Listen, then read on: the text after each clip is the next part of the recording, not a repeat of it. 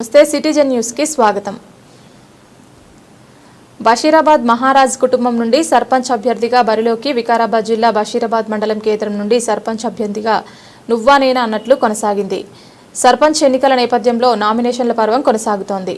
రేపటితో నామినేషన్ల గడువు ముగుస్తుండటంతో సర్పంచ్ అభ్యర్థిగా కాంగ్రెస్ పార్టీ నుండి నామినేషన్ వేయడానికి చాలా మంది రెడీ అయ్యారు। అయితే కాంగ్రెస్ పార్టీ నుండి బషీరాబాద్ నుండి సర్పంచ్ అభ్యర్థిగా మహారాజుల కుటుంబం నుండి పోటీకి రెడీ అవుతున్నట్లు సమాచారం। పోటీకి గల కారణాలను చాలా మంది చర్చించుకున్నారు।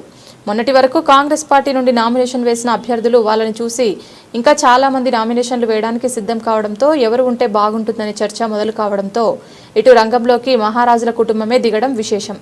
చాలా మంది స్థానికులు మహారాజుల కుటుంబం నుంచి పోటీకి దిగితే కొందరు పోటీ చేసే అభ్యర్థులు వెనుకడుగు వేస్తారని చర్చించుకుంటున్నారు। బషీరాబాద్ నుండి మళ్లీ పూర్వ వైభవం తీసుకురావాలని ప్రజలు ఒత్తిడి చేస్తున్న సందర్భంలో మహారాజులు పోటీకి రెడీ అవుతున్నట్లు సమాచారం। సర్పంచ్ అభ్యర్థిగా బషీరాబాద్లో పోటీ ఆసక్తి రేపుతున్నాయి। ఇక చూడాలి తాండూరు ఎమ్మెల్యే మనోహర్ రెడ్డి ఎవరిని సర్పంచ్ అభ్యర్థిగా బరిలోకి దింపుతారా అనేది వేచి చూడాల్సిందే। ఇక బషీరాబాద్ నుండి రాజకీయ ప్రస్థానం మొదలుపెట్టిన మహారాజుల కుటుంబం బషీరాబాద్ నుండి సర్పంచ్ అభ్యర్థిగా గెలుపొంది మంత్రిగా ఒకరు ఎమ్మెల్యేగా మరొకరు ఆ కుటుంబంలో ఇద్దరు అన్నదమ్ములు తొలి అడుగులు సర్పంచ్ పదవి నుంచే మొదలయ్యాయి। వీరిలో ఒకరు మంత్రిగా మరొకరు ఎమ్మెల్యేగా పదవులు అనుభవించారు। మాజీ మంత్రి స్వర్గీయ ఎం చంద్రశేఖర్, ఎం నారాయణరావు మాజీ మంత్రి స్వర్గీయ చంద్రశేఖర్ రాజకీయ జీవితం బషీరాబాద్ సర్పంచ్ పదవి నుంచే మొదలైంది। 1961లో సర్పంచ్ ఏకగ్రీవమయ్యారు। 1970 వరకు సర్పంచ్గా కొనసాగారు।